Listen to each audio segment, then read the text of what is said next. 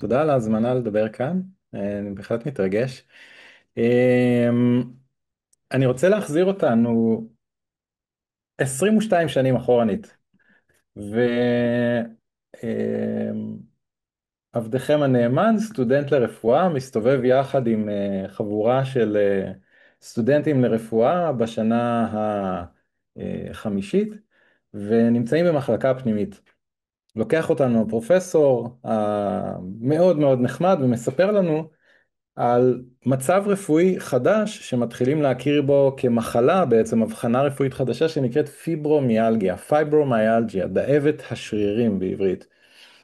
והוא מראה לנו נקודות לחיצה, הוא מראה לנו על 18 נקודות על הגוף, מסביר לנו בדיוק איפה הנקודות, ומסביר לנו שאחד הקריטריונים לאבחן, זה הוא ממש מדגים על אחת הסטודנטיות, ככה על החלוק, מראה לנו פה זה נקודה אחת, פה זה נקודה אחת, מצביע על הנקודות, לוחץ, ואומר לנו שאחד הקריטריונים לאבחן זה אם 11 מתוך 18 הנקודות האלו כואבות, אז זה אחד הסימנים לאבחן פיברומיאלגיה, וגם מה שחשוב שיקרה זה שלא יהיו עדויות בבדיקות הדם. זאת אומרת, אין לנו שום עדות למחלה אחרת.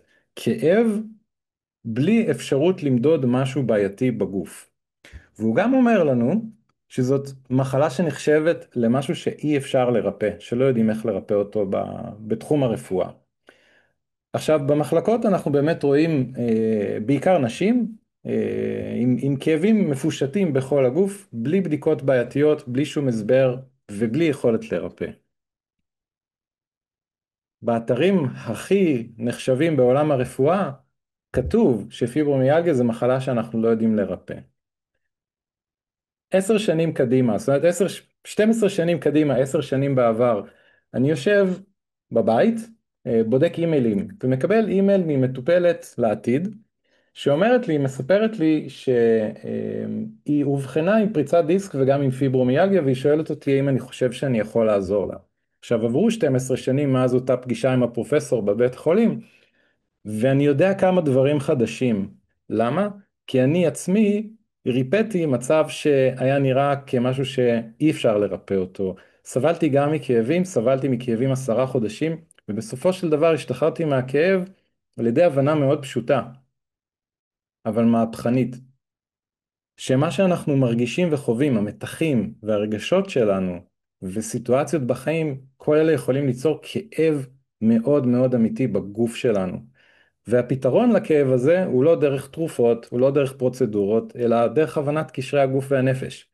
אז באותה נקודה לא ידעתי עדיין שאפשר לרפא פיברומיאלגיה, אבל הייתה לי הרגשה שהכאב שאני סבלתי ממנו 10 חודשים הוא בדיוק נוצר באותו מנגנון של פיברומיאלגיה, ואמרתי לה, אני יכול לעזור לך, בואי נתחיל עם הפריצת דיסק, והיא הגיעה, והכאבים עברו של פריצת הדיסק, ואחרי עוד כמה שבועות, גם הכאבים של הפיברומיאלגיה עברו, כי גם היא עשתה את החיבור בין הגוף לנפש. היא הצליחה לחבר בין אותם מצבים בחיים שיוצרים בתוכנו מתח מאוד מאוד מאוד גדול, מתח כזה שהוא הרבה פעמים לא מודע, אנחנו אפילו לא יכולים לדעת שהוא נמצא שם, כי הוא נוגע בדברים הכי בסיסיים שחשובים לנו בחיים. אז אותה אישה, היו לה כל מיני נושאי חיים שקשורים בזוגיות, שקשורים בלהביא ילדים לעולם. וכל המתח הזה של הניסיון בעצם להגשים את זה בחיים שלה, נבנה ונבנה ונבנה, מה שגרם למוח שלה להפוך את זה לכאב מאוד מאוד מאוד אמיתי. המצב הזה שנקרא פיברומיאלגיה דאבת השרירים, נחשב עדיין בימינו כמצב שאי אפשר לרפא אותו, למרות שאנחנו רואים עוד ועוד מקרים, עוד ועוד נשים וגברים שמאובחנים עם התסמונת ומצליחים להשתחרר ממנה. לפני 5 שנים התחלתי ללמד קורס לאנשי מקצוע, אנשי ונשות מקצוע, ואחד המשתתפים בקורס היה עובד סוציאלי שפגש אימא חד-הורית עם 3 ילדים שאובחנה עם פיברומיאלגיה והגיע לסף ייאוש. והוא סיפר איך הוא עבד עם אותה שיטה בעצם שאני עבדתי עם אותה מטפלת, אותה מטופלת, ואני בעצמי נרפאתי ממנה ואני מלמד את המטפלים, והוא סיפר איך הוא עבד איתה, ואחרי 7 מפגשים היא הייתה חופשייה לחלוטין מהסימפטומים, חזרה לחלוטין לחיים שלה. ואז הוא מספר באותה פגישה עם עוד אנשי ונשות מקצוע, עשינו זום כמו שאנחנו עושים עכשיו, הוא אומר שהיא סיפרה את זה, שאחרי 7 מפגשים היא פשוט חזרה לחיים מלאים. הוא אמר שזה הרגיש too good to be true, יותר מדי טוב מכדי להיות אמיתי. ואז דיברנו על זה שבעצם עם ההבנה של קשרי הגוף והנפש, וההבנה שדרך התודעה אפשר ליצור שינוי בגוף, זה לא too good to be true, אלא as good as it can and should be. תודה רבה, ניר. מדהים, מדהים. אתה עושה עבודה נפלאה, זה ברור.